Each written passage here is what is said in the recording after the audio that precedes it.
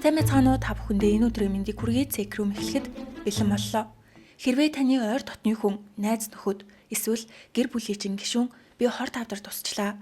Бүр сүүлийн шатанда орчиж гэж хэлвэл та яах вэ? Мэдээж хинч байсан туслахыг хүснэ. Мөнгө зээлж, асарч сувлан сэтгэл санаагаар дэмжинэ. Гэвч энэ бүхэн худлаа байсан бол яах вэ? Энэ нь зөвхөн хувь хүнийг зайлж байгаа хэрэг биш. Үнэхээр тусламж хэрэгтэй байгаа өвчнүүдийн боломжийг хулгайлж, бусдад итгэх итгэлийг нь үгүйсэн аимшигтай хэрэг. Өнөөдөр бүгдээрээ Австралийн хойд хэсэгт орших дулаан уур амьсгалтай Квинсленд мужид болсон залилангийн иргэн талаар ярилцсан. Энд дулаан уур амьсгалтай учраас аялал жуулчлал сайн хөгжснөөс гадна нүүрс, газ, хөдөө аж ахуйн бизнес хөгжсөн газар. 2018 онд Австралийн Таунсвилл хотод Брэд Конгертон гэх 25 настай залуу амьдардаг байв. Брэд бол Австралийн хааны армийн цэрэг бөгөөд шулуун шударга, маш тусархуу, сайхан сэтгэлтэй гэдгээрээ тэр хайртай алдартай байсан. Тэрээр орон гэргүй хүмүүст тусалж, эмнэлэгт байгаа хүүхдүүдтэй уулзсан сайн дурын ажил хийдэг амьтан тайртай залуу байв. Брэд өөрийн үеэлэгч Жэмитэй найзуучиг дотно байдаг бөгөөд 2017 оны 8 сараас хойш хамт амьдарсан. Анх Жэми найз залуутайгаа хамт амьдардаг байсан ч салж очих газаргүй болсныг мэдсэн Брэд үеэлэгчийгээ манад ирж амьдар гэжээ. Ингээд үеэлүүд хамт амьдарч эхэлснийхээ дараа санамсаргүй 26 настай Люси Вайлд гэх эмэгтэйтэй танилцсан. Люсигийн гоо сайхны салаанаар Жэми үйлчлүүлж байгаа танилцсан ба явандаа Брэд хүртэл мэддэг болжээ. Люси багаасаа гоо сайханд сонирхолтой байсан тэрээр гоо сайхны эмчилгээний чиглэлээр их сургуулаа төгсөж 9 жил салонд ажиллаж гаад 2017 онд Брэдтэй уулзахаас 1 жилийн өмнө өөрийн гэсэн салоноо нээсэн байна. Энд үс засах, нүүр будах, вакс их гэх мэт үйлчилгээ үзүүлдэг. Мөн Люси салооныхоо хажуугаар давхар санхүүгийн зөвлөх хийдэг маш хөдөлмөрч эмэгтэй тэрээр Брэдийг харсан даруйдаа түнд ухаангуу дурлаж өөрийн болгохын тулд юу ч хийхээс буцааргүй болсон.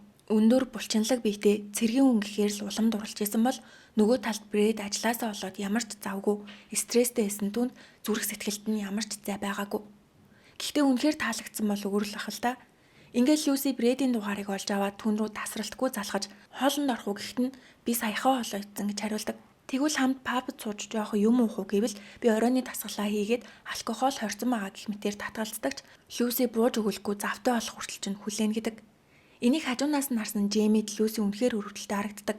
Люси тухайн үед өөрөө найз залуутай байсан ч өөрийгөө Брэдийн найз бүсгүй болно гэдэгт итгээд найз залуугаа хүртэл хайсан ч Брэдийн сэтгэл зай отгой завсарч гарсангүй. Люси Жэмид өмнөх найз залуу маань намайг зоддог байсан. Би Брэдийн ачаар түүнээс холдож чадсан гэж ярьдаг. Гэхдээ хамгийн гол нь Люси Брэд хоёр ганц ч удаа тусдаа уулзаж болцож үзээгүй мөртлөө Брэдийн ачаар гэж ярьсан нь Жэми тарайг хэтрүүлээд байгаа юм шиг санагдсан гин. Удалгүй Люси Брэдэд сэтгэлээ илчлэхээр шийдсэн талаараа Жэмид ярихад Жэми түнд найдвар төрүүлэх хэрэггүй гэж бодоод Люси чи намайг битгий буруугаар ойлгоорой. Чи үнэхээр сэтгэл татам, сайхан сэтгэлтэй, гоё биетэй хөөрхөн эмэгтэй.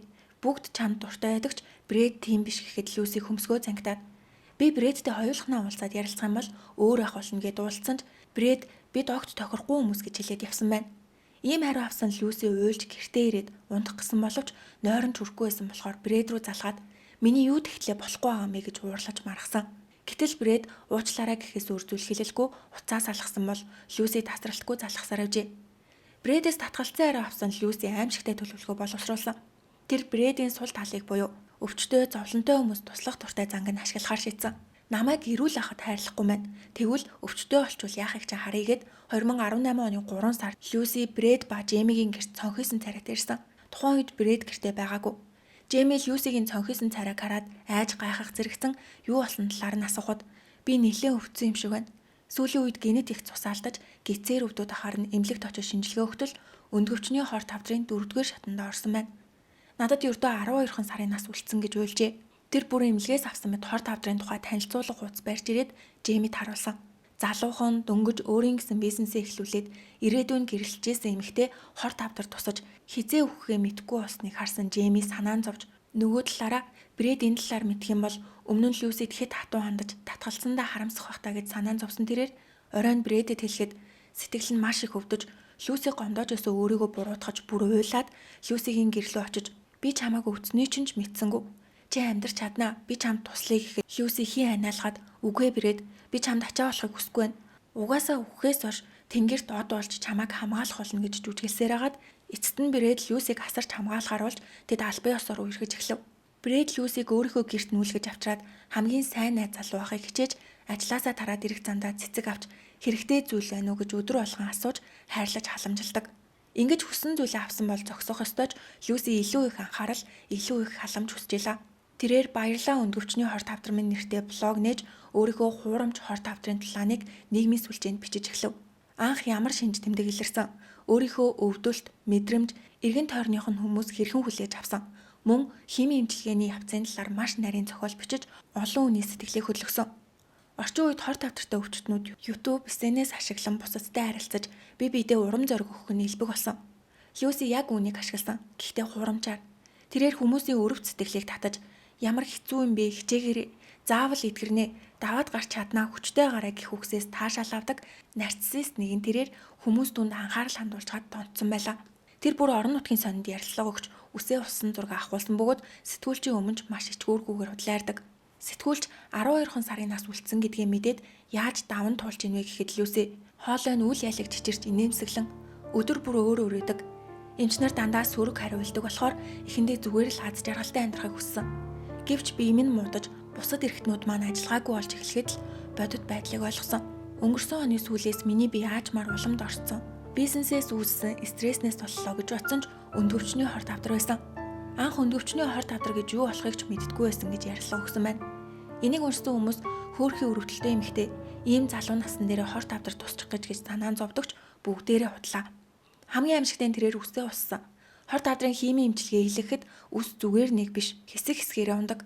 Люси үүнийг дуурайж үсээ өөрөө хэсэг хэсэг газар мэрч унсан мэт харагдахаар засаад дараа нь Брэдээр бүгдийг нь усуулжээ.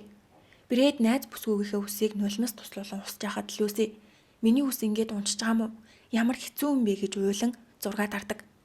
Люси Брэдийг бүрэн итгүүлэхийн тулд шүн бүр босч угаалгын өрөөрөө гүн зориудаар бөөлжих чимээ гаргадаг байв.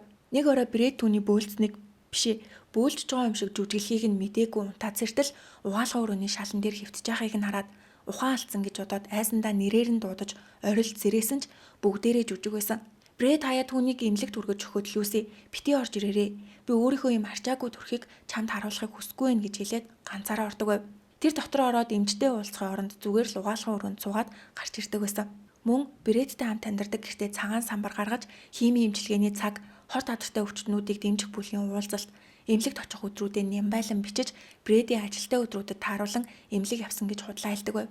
Мөн удахгүй өөхөх гэж байгаа Люси үдшилэг зохион байгуулж найзуудаа урьдаг. Найзууд нь түүнийг өрөвдөж мөнгө бэлэг өгөө тайвшруулахад Люси нулимс туслуулад бүгдэнд нь баярлаа. Би заавал давж гарна гэх мэтээр улам дүрдээ ордог. Бас хавдартай хүмүүс байнга эмчилгээ хийлгдэг учраас хими эмчилгээний порт суулгах юм байна. Энэ нь арсан дор суулгадаг жижиг төхөөрөмж бөгөөд цуцсанд шууд холбогдсон катетертэй. Хими эмчилгээ тусал эмийг олон дахин хатахгүйгээр хийх зорилттой. Энийг Люси Google-ээс хайж олсноо яасан биедээ хийлгэсэн байдаг. Үнэхээр биедээ суулгасноо эсвэл зүгээр наасан уу гэдгийг мэдэхгүй ч бие дээр нь ахыг хараад бүгд л үнэхээр хатар тусчтэй гэж итгэн хинч хурамч гэж сэжгэлж чадаагүй. Гэхдээ Люсигийн зарим үйлдэлүүд сонирн байсан. Хамгийн түрүүнд хоолны туршил маш сайн, нэмээд арх удаг. Нэг найз нь үдшилтэд ирэхдээ Люсиг хавдартай гэдгийг нь мартаад арх авчирснаа хэлэхэд зүгээрээ угаасаа үхэхээс өмнө хүссэн бүхнээ хиймээр ин гэж хэлээд уудаг байжээ. Бүр хэд хэдэн удаа бааранд хүртэл орж уусан бөгөөд нэг удаа Брэдтэй хамт болцож явах үедээ үхэхээс өмнө пив уумаар ин гэж хэлээд зөвшөөрөл авч ууж исэн удаатай. Ийм байдалтай цаг хугацаа урссаар хорт авдартай болсноос хойш 6 сар өнгөрчээ. Гэтэл анх Люсиг хорт авдартай гэдгийг нь мэдсэн ойр дотных нь хүмүүс, найзууд нь бас Брэд анхаарал хандуулж түүнийг асардаг байсан бол цаг хугацаа өнгөрөхий хэрээр сэтгэл хөдлөлүүд нь багасч чад Люси мэдэрч цоо шин төр төрхийг харуулдаг. Тэр нь юу вэ гэвэл ягаан өнгийн таяг. Инстаграмда миний шинэ ягаан өнгийн таягтай танилцаарай. Би минь дэндүүс сул байж алхахад хэцүү болсон ч энэ таяг надад тусалж байна. Гэхдээ байнга ашигладаггүй зөвхөн хэцүү өдрүүдэд л хэрэгэлдэг. 2 өдрөөр алхах боломжийг олгодог ягаан таягандаа баярлалаа гэж пост оруулсан. Ингээд болоогүй өмнө нь хэлсэнчлэн Брэд үнэхээр зөөлөн сайхан сэтгэлтэй тэрээр өвчтөө найз охиндоо төрөвчээж бас маш амархан нээсэн. Люси би эмчилгээнд хэтэрхий их мөнгө зарцуулсан учраас мөнгөгүй болчлоо. Өндөвчний хорт авдраас болж хүүхдтэй ч болж чадахгүй гэж бодохоор сэтгэлээр унаад байна. Тийм болохоор өндгийн эсээ хөлдөөж үлдээмээр байгаа. Нилийн үнэтэй юм байлээ гэж хэлээд Брэдээс $5,000 авчээ. Брэд тийм их мөнгөтэй хүн биш ч гэсэн цуглуулсан мөнгнөөсөө Люсид өгсөн бол удалгүй эмчилгээний мөнгөгүй болчлоо. $12,000 зээлүүлээч гисэн. Ингээд Брэд мөнгөгүй байсан ч найз охиндоо эмчилгээ хийлгэхийн тулд зээл авч $12,000-ыг нөгчээ. Дараа нь Люси Брэдэд миний бие улам муудаад байна. Өнөөдөр бүр яаралтай тусламжийн тасагт хүргэгдсэн гэдэг.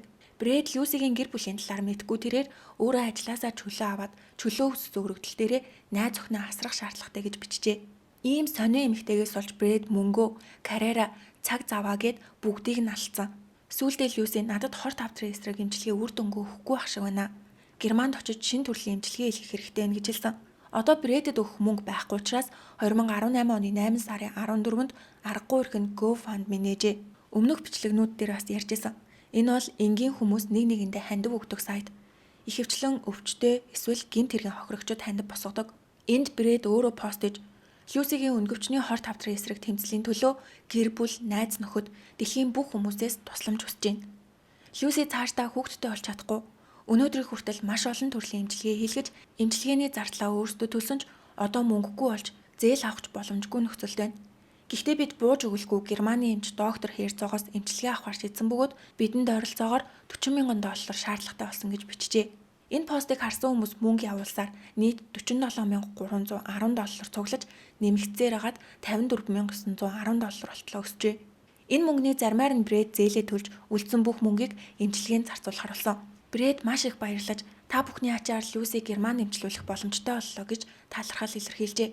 Зөвхөн интернет гэлтгүй Таунсвилл хотын иргэд бүгд Люси тусалж нэг өсчин өдрийн бүх орлого болох $500 Люси таньдуулсан бол орон нутгийн бейсболын баг $350. Брэдийн цэргийн ангийнхаа хүртэл нарийн бов хийж зараад бүх мөнгийг нь Люсид өгч фитнес төвүүд тусгай арга хэмжээ зохион байгуулж хандив босгосон. Энэ бүх мөнгийг авсныхаа дараа Люси Инстаграмда талархлын пост оруулсан. Энэ хүмүүс илүүтэй гарсан мөнгөдөө Люсид туслаад байгаа юм шиг. Бүгд амьдралаа залхуулахын тулд хажуугаар нь илүүчилж өгч явахад тэднийг үргэлжлүүлж хуурсаар байна гэдэг хамгийн муухай.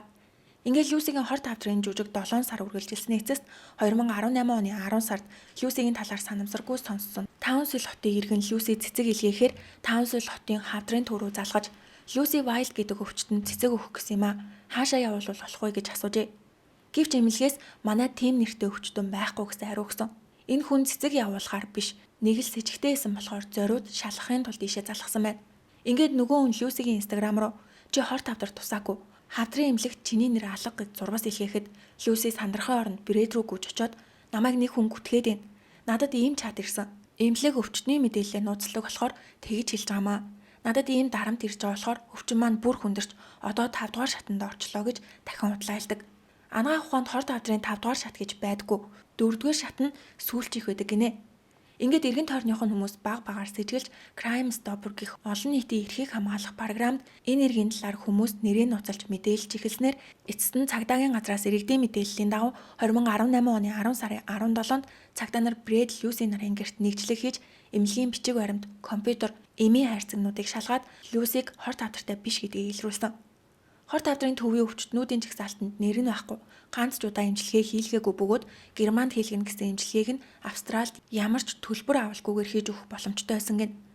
Люсигийн өрөөнөөс химийн эмчилгээний эм гэж гараараа бичсэн шошготой савнууд олдсон бөгөөд дотор нь ердийн үрвслийн эсрэг өвчин намдаах юм байхаас гадна эмнэлгийн магадлалгаанууд нь бүгд хурамч болгон тогтоогдсон. Цагдаагийнхан Люсиг 72,000 Австрали доллар зайлсан гэж үзсэн. Хамгийн харамсалтай нь энэ мөнгөний ихэнх хэсэг нь Брэди авсан зээл болон сайхан сэтгэлтэй хүмүүсийн цуглуулсан хандив байлаа. Эхэндээ цагдаа нар Брэдийг хамт луйвар хийсэн гэж бодсон ч тэр үнэхээр юу ч мэдэхгүй байсан. Цагдаа нарыг гэрт нь нэгжлэх хийх үед Брэд ажилдаа байсан бөгөөд цагдаа болон эмнэлгийн хэд хэдэн хүн ажил дээр нь ирээд Люсигийн найз залуу Брэд мөн үү гэж асуухад тэрээр найз охиноо ингээд л үхчихтэй гэж бодсон ч цагдаа түүнийг луйвар дуусны хэлжээ. Энэ өдөр Брэд гайхаж шоконд орсондоо юу ч хийж чадахгүй байсан гэнэ. Тэрээр дараа нь ярилцлага өгөхдөө Люсиг луйварч ингэж харахад хитрхи өрөвдөлттэй байсан гэдэг. Люси баривчлагдсныхаа дараа хорт авдаргүй гэдгийг хүлээн зөвшөөрсөн ч бүх бурууг Брэд рүү чигсэн. Брэд миний сэтгэлийг хүлээж аваагүй учраас би аргагүй эрхэнд ийм жүжиг тоглосон. Би дээрх сорив шархнууд маань бүгд Брэдээс болсон гэж мэдэгджээ. Энэ нь өөрийн бурууг хизээж хүлээдгүй нарциссист хүний тод жишээ юм байна. Ингээд Люси луйвар бичиг баримт хуурамчаар үйлцсэн мансууруулах бодис хадгалсан эргээр буруутгагдаж баривчлагдсан ч батлан даалтаар суллагдаж очих газартай болох хүртлээр Брэдийн амьдарсан. Сохор зоосчгүй байсан болохоор Брэд өрөвцөндөө зөвшөөрсөн байна. Би л аваранд нь байсан бол хөөгд гаргацсан байгаа. Люси 6 сарын дараа тэнсэн суллагдах боломжтой 2 жилийн хорхол авсан.